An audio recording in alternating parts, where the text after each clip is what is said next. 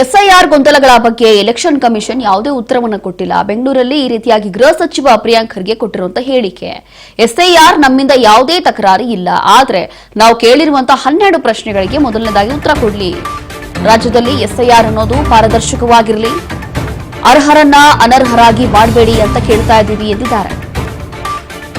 ಗೃಹ ಸಚಿವರು ಕೊಟ್ಟಿರುವಂತಹ ಹೇಳಿಕೆ, ಇಂದಿನಿಂದ ಎಸ್ಐಆರ್ ಏನ್ ರಾಜ್ಯದಲ್ಲಿ ಆರಂಭ ಆಗ್ತಾ ಇದೆ, ಈ ಕುರಿತು ಎಲೆಕ್ಷನ್ ಕಮಿಷನ್ ಸರಿಯಾಗಿ ಉತ್ತರ ಕೊಟ್ಟಿಲ್ಲ. ನಾವು 12 ಪ್ರಶ್ನೆಗಳನ್ನ ಕೇಳಿದ್ದೀವಿ, ಅದಕ್ಕೆ ಸರಿಯಾದಂತ ಒಂದು ಉತ್ತರವನ್ನ ಕೊಟ್ಟಿಲ್ಲ.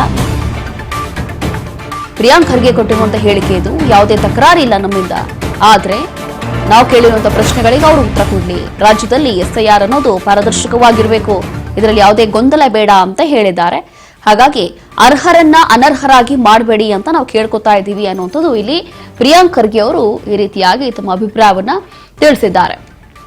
ಪ್ರಮುಖ ಕಾರಣ ಏನು ಅಂತಂದ್ರೆ, ಈಗಾಗಲೇ ನಮ್ಮ ಪ್ರತಿನಿಧಿ ಹೇಳ್ತಾ ಇದ್ರು, ಇದೇ ವಿಚಾರವಾಗಿ ಎಸ್ಐಆರ್ ಅಲ್ಲಿ ಏನೆಲ್ಲ ಪ್ರಕ್ರಿಯೆ ಇರುತ್ತೆ, ಅದರ ಜೊತೆಗೆ ಹೇಗೆಲ್ಲ ಚುನಾವಣಾ ಅಧಿಕಾರಿಗಳು ಒಂದು ಫಾರ್ಮ್ ಅನ್ನ ಕೊಡ್ತಾರೆ, ಅದರಲ್ಲಿ ಏನೆಲ್ಲ ಡೀಟೇಲ್ಸ್ ಫಿಲ್ ಮಾಡಬೇಕು ಅದೆಲ್ಲವೂ ಕೂಡ ಫಿಲ್ ಮಾಡಬೇಕಾಗುತ್ತೆ. ಅದರ ಜೊತೆಗೆ ಏನೋ ಗೊಂದಲ ಇತ್ತು ಅಥವಾ ಎಲ್ಲೋ ಒಂದು ರೀತಿಯಾಗಿ ಒಂದು ಕಡೆ ಪ್ರಮುಖ ಕಾರಣ ಏನು ಅಂತಂದ್ರೆ, ಈ ಒಂದು ಮತದಾರರು ಎಷ್ಟು ಮಟ್ಟಿಗೆ ಮತದಾರರು ಇಲ್ಲಿದ್ದಾರೆ, ಅದರ ಜೊತೆಗೆ ಎಷ್ಟು ಜನ ಇಲ್ಲಿ ಮತವನ್ನ ಚಲಾಯಿಸ್ತಾ ಇದ್ದಾರೆ ಅನ್ನೋದು ಬಹಳ ಪ್ರಮುಖವಾಗಿರುವಂತಹ ಒಂದು ಅಂಶ.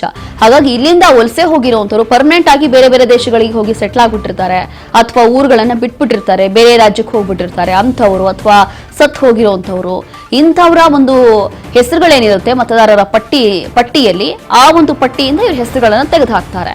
ಹಾಗಾಗಿ ಈ ಒಂದು ಗೊಂದಲಗಳಲ್ಲಿ ಅಥವಾ ಇದೆಲ್ಲವೂ ಕೂಡ ಫಿಲ್ಟರ್ ಮಾಡೋ ಒಂದು ನೆಪದಿಂದ ಎಲ್ಲೋ ಅರ್ಹರನ್ನ ಹೋಗಿ ಅನರ್ಹರನ್ನಾಗಿ ಮಾಡಬೇಡಿ ಅನ್ನುವಂಥದ್ದು ಪ್ರಿಯಾಂಕ್ ಖರ್ಗೆ ಅವರ ಒಂದು ಅಭಿಪ್ರಾಯ.